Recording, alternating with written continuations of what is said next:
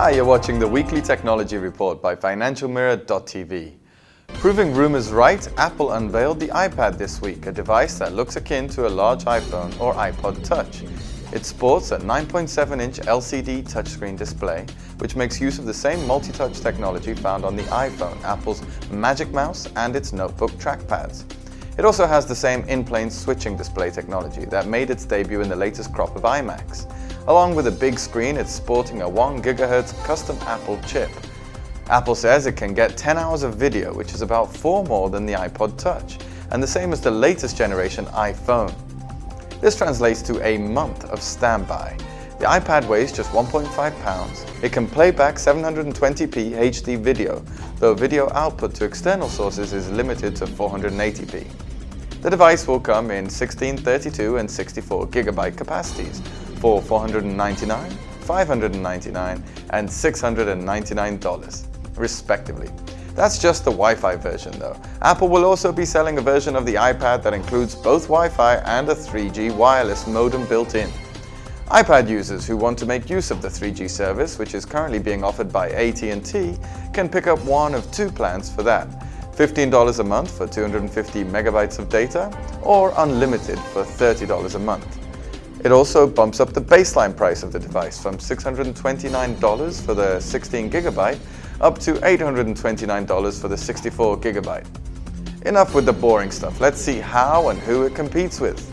For many people, it's a safe bet that the iPad will not replace or preclude the purchase of a netbook. A quick look at the specifications and it's pretty obvious why. The iPad is definitely not a laptop.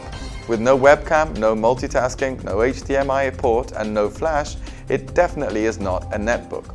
So you can't have a video chat or you can't run two things at the same time unless they come up with an application for that, just like they did for the iPhone.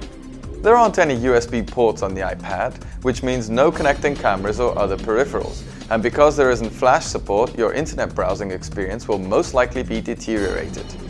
But specifications aside, here's the most fundamental difference. The iPad is what analysts call a purpose-built device. It does certain things very well, like watching videos, web browsing, e-reading and other things, not so well, or not at all. However, it feels great in your hand, the speed of the CPU is something to be marveled at, and the ebook implementation is about as close as you can get to reading without a stack of bound paper in your hand. With the launch of the iPad today, many have been proclaiming the death of ebook readers like the Kindle. Jobs unveiled a new content delivery system called iBooks. The new app features a virtual bookshelf with content from 5 major publishers. Apple said the iBook store will feature both popular books as well as textbooks. Bad luck, non-US countries. iBooks won't be available from launch in any country other than the US. Comparing it with the Kindle DX, Kindle's e-ink is easy to read even at the beach. The network is free, the books are relatively cheap, it's smaller and uses barely any power. The downside of the Kindle DX is that there isn't any support for movies. Now, there isn't a doubt that the iPad will really come into its own when developers get their hands on it, and we know that Apple will ultimately give you a good enough reason to buy the device.